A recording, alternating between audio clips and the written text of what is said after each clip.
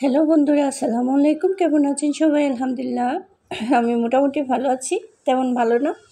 আমার গতকাল থেকে আমার সর্দি নিছে। তা আজকে আরেকটা ডেইলি ব্লগ নিয়ে আমি আপনাদের মাঝে হাজির হলাম। হেল্পিং হ্যান্ড ছাড়া আমি কীভাবে সারাদিন কাজ শেষ করি আপনাদের সাথে আজকে শেয়ার করব। এই তো আমার কিছু বাজার করা হয়েছে, কেন কলা আনা গেছে একদম ফ্রেশ কলাগুলা।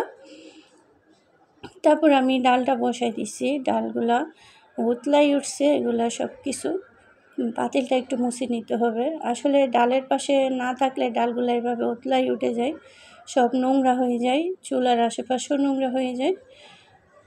তো সব সময় তো আসলে খেয়াল থাকে না, অনেক কাজে ব্যস্ত থাকা হয় এদিক ওদিক চুলাতে ডাল বসাইয়ে। যাই হোক, আমি ক্লিন করে ফেলছি মোটামুটি।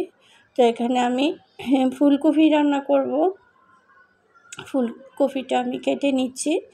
তো অনেক ফ্রেশ ছিল ফুলকপিটা, ছোটোর মধ্যে অনেক ভালোই ছিল, একদমই ফ্রেশ। শীতকালে আসলে আলাদা একটা মজা লাগে সবজি খেতেও ভালো লাগে শীতকালে, তারপর ঘুমাতেও ভালো লাগে। মানে শীতকালের দিনটাই আলাদা, আসলে আমার কাছে অনেক ভালো লাগে। আমার অনেক প্রিয় শীতকাল বলতে গেলে, তবে ঠান্ডাটা একটু বেশি লাগে আর কি। গরমকালে আমি একদম গরম সহ্য করতে পারি না, মাত্রা অতিরিক্ত ঘামি, তো এই জন্য আমার গরমকালটা একদম প্রিয় না।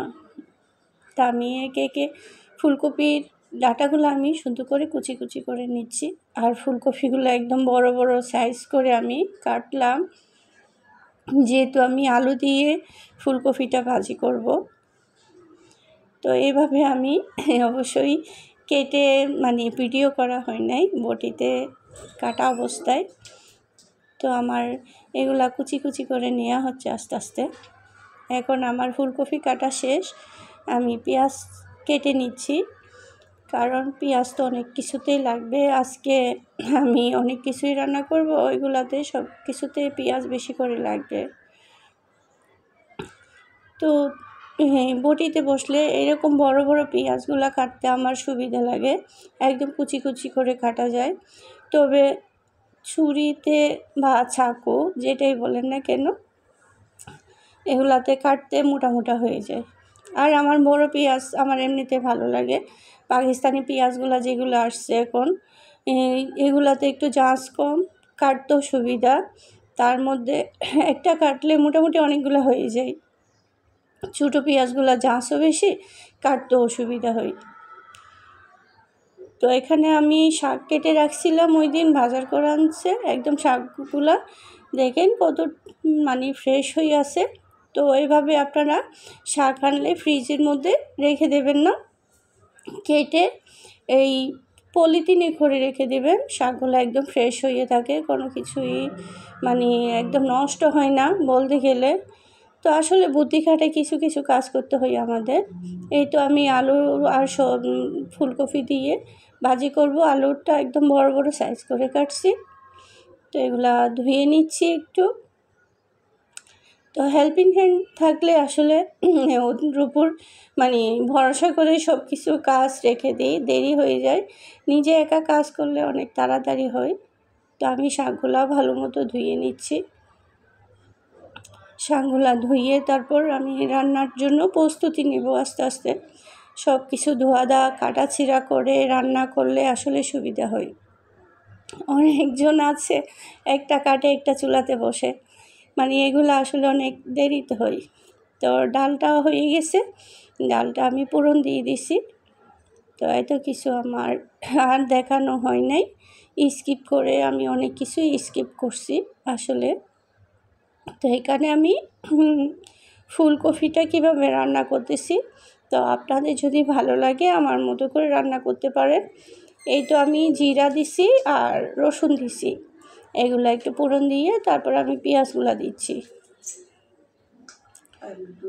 তো এইভাবে যদি ফুলকপিটা রান্না করেন অনেক স্বাদ হয় কিন্তু। তো আলুগুলো আমি সাথে ভেজে নিচ্ছি।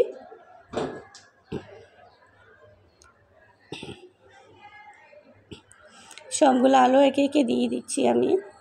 তা আলুগুলো একদম ভুনা ভুনা করে ফেলবো আমি এই পেঁয়াজের সাথে। জিরার সাথে একদম ভুনা করে ফেলবো আমি। তো ভালো মতো নেড়ে ছেড়ে দিচ্ছি আলুগুলো ভুনা হওয়ার জন্য। তো আমার সাথে তখন যারা ছিলেন সবাই একটু একটা লাইক দিয়ে দেন, লাইক দিয়ে আমার ভিডিওটা শুরু করবেন প্লিজ। তো এখানে মশলাপাতি যা যা লাগে সবগুলাই দিলাম। ধনিয়ার গুঁড়া দিছি, আর হলুদের গুঁড়া দিছি, আর আদা রসুন বাটা দিছি, আর লাল মরিচের গুঁড়া দিই নাই আমি। আর কাঁচামরিচ দিচ্ছি কয়েকটা। কাঁচামরিচ আপনাদের স্বাদ অনুযায়ী আপনারা ঝাল যেভাবে খান ওইভাবে দিতে পারেন। তো এগুলো একটু কষানো হলে আমি ফুলকপিটা দিয়ে দেব। তো ফুলকপি ভালো মতো নেড়ে ছেড়ে দিচ্ছি। আসলে অনেকগুলো ভিডিও রিলস ভিডিওর জন্য বানানোর জন্য রাখি, এখানে অ্যাড হয়ে যায়, তো কেউ কিছু মনে করবেন না। এই তো ফুলকপি দিয়ে আমি ভালো মতো নেড়ে ছেড়ে দিচ্ছি। আমার ফুলকপি ভাজিটা হয়ে যাচ্ছে আস্তে আস্তে, এই তো প্রায় হয়ে আসতেছে। একটু পানি দিলাম ভালো মতো সিদ্ধ হওয়ার জন্য। তো আমার ভিডিওটা কেউ স্কিপ করবেন না প্লিজ। আর যারা আমাকে সাবস্ক্রাইব করবেন তারা অবশ্যই কমিউনিটিতে একটা লেটার দিয়ে আসবেন, যাতে আমি আপনাদের পরিবারের সম্মত চলে যেতে পারি। আর আমার পেজের বন্ধুরা যারা দেখবেন তারা অবশ্যই একটা সুন্দর কমেন্ট করবেন, আর যদি ফলো দিয়ে না থাকেন আমাকে ফলো করে দিবেন। এই তো ফুলকপি ভাজিটা কত সুন্দর হয়েছে, খেতেও কিন্তু দুর্দান্ত হয়েছে, আমার বাচ্চারা অনেক পছন্দ করছে। এখানে আমি শাক ভাজির জন্য কাঁচামরিচ, রসুন, পেঁয়াজগুলো ভুনা করে ফেলতেছি। এই মানে এখন ঠান্ডার দিন আসছে না, আমার পায়ে ঠান্ডা লাগলে আমার সর্দি লেগে যাবে। এখন এতদিন তো আমি গরমকালে আমি বাসায় জুতায় পরতে পারতাম না, গরমের জন্য অশান্তি লাগতো। এখন কিন্তু আমার জুতা পরতে হবে, তাও সামনে কাবার দেওয়ানো কতগুলো জুতা আছে না, কম্বলের জুতা, এগুলাই আমার ইউজ করতে হবে, নাইলে মজা পরে রাখতে হবে। শাকগুলা দিয়ে দিলাম, এই তো শাক হয়ে গেছে, অনেক মজা হয়েছে মূলা শাকটা। এটা মূলা শাক, খেতে অনেক মজা হয়েছে। তো আমার রান্নাবান্না একে একে হয়ে যাচ্ছে, প্রায় শেষ হয়ে গেছে রান্নাবান্না বলতে গেলে। তো এইভাবে আসলে হেল্পিং হ্যান্ড ছাড়া কাজ করলে নিজের কাজ নিজে সহজভাবে করা যায়। তো আবারও ভালো মতো নেড়ে ছেড়ে দিচ্ছি শাকগুলা। এখন আমার চুলার আশেপাশে মুছে ধোয়া দা যেগুলো ছিল এগুলাই আমি করে ফেলতেছি, সবগুলা সেরে নিচ্ছি। রান্নার পরে আরও অনেকগুলা কিছু থালা বাসন হয়, সব কিছু আসলে ধুতে হয়। আমার হাজব্যান্ড বলে কি, তোমাকে তো আমি অনেকগুলা জিনিসপত্র ধুয়ে দিয়ে আমি বাইরে যাই, তারপরেও তোমার ঠান্ডা লাগতেছে কেন এরকম, তোমাকে বলি এটা সেটা না করতে।